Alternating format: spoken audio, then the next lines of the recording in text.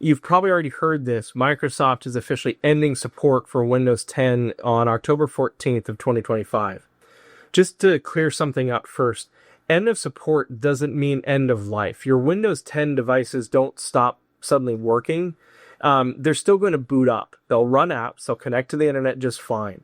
But here's the important part. After that date, Microsoft will stop releasing security patches and updates for Windows 10. And that means that there's no more protections against emerging cyber threats. And that's where things start to get really, really risky. Now, this matters more than you might think. Even if you have antivirus, even if you're using EDR tools, when the operating system itself is no longer being patched, you're relying on defenses that are increasingly outgunned. If we look back to Windows 7, when Windows 7 went end of support, cyber attacks on those systems increased by 200% within just the first 18 months after that point.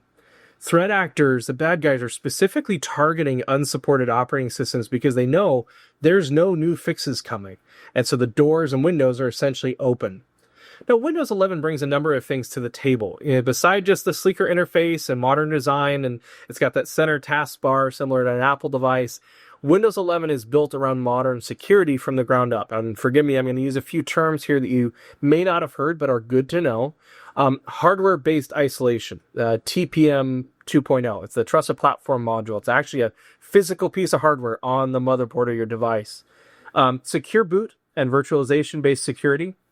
They have stronger identity protection, and they're getting towards zero trust readiness. We have a whole video on zero trust that you should watch.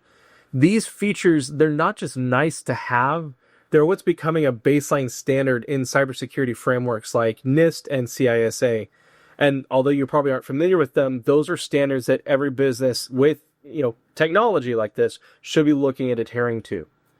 Now, will your current devices work with Windows 11? Here's the catch. Even though the upgrade is free, not all Windows 10 machines are compatible.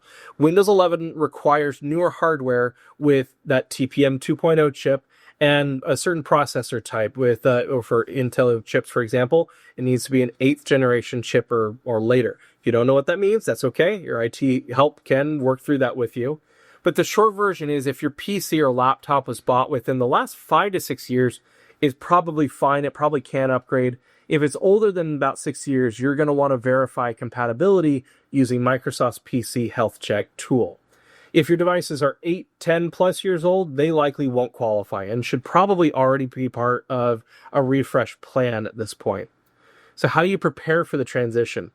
You need to start application testing now. You need to validate that all of your critical apps, especially those legacy tools, work on Windows 11. Most modern software is already compatible, but exceptions absolutely do exist. You then need to create a phased rollout plan. Don't try and do everything all at once. Prioritize your high-risk or high-visibility systems. Align hardware upgrades with your existing lifecycle strategy. Budget for replacements strategically. This isn't a drop $20,000 tomorrow kind of decision, but don't wait until October of 2025 either. Give yourself 60 to 90 days max for a full migration, not 12 months. Now, risk-based, this needs to be a risk-based decision. This isn't about fear, it's about risk management. If you choose to continue using Windows 10 devices past October 2025, you need to accept the increased security risk. Now, you can compensate with enhanced monitoring, network isolation, and third-party tools, but know that eventually these devices are going to need to go. The longer you wait, and the harder and more expensive that transition is likely going to become.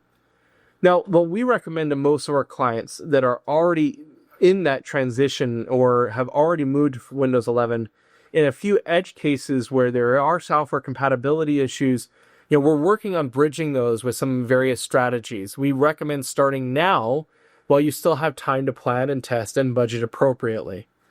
Let's talk about your plan a little bit. Every business is different. Your risk tolerance, your software, your hardware age is all unique to your business. If you're not sure where to start or just want help putting a plan in place, reach out to us at inquiries@annealtech.com. We're happy to walk you through that hardware compatibility, app testing, budget modeling, and rollout timelines.